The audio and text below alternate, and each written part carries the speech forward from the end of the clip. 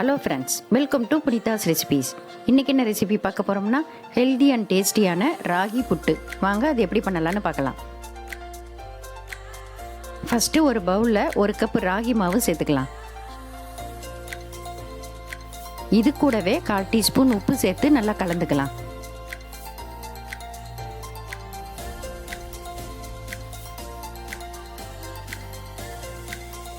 இப்போ கொஞ்சம் கொஞ்சமாக தண்ணி சேர்த்து நல்லா கலந்துக்கலாம்.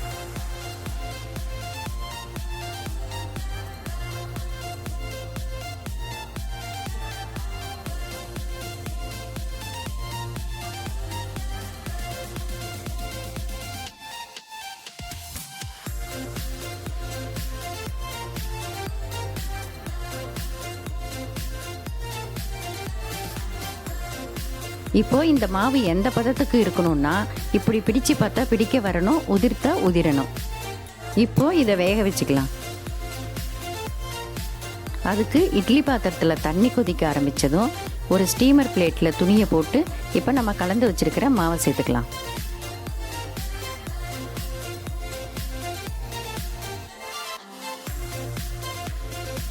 இப்போ இது 15லிருந்து 20 நிமிஷம் வரைக்கும் நல்லா வேக வச்சுக்கலாம்.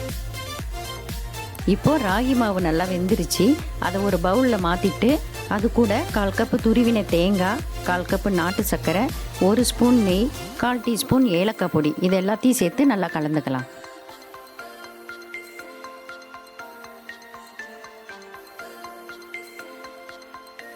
இப்போது இது எல்லாத்தையும் நல்லா ஒன்று சேர மிக்ஸ் பண்ணிக்கலாம்.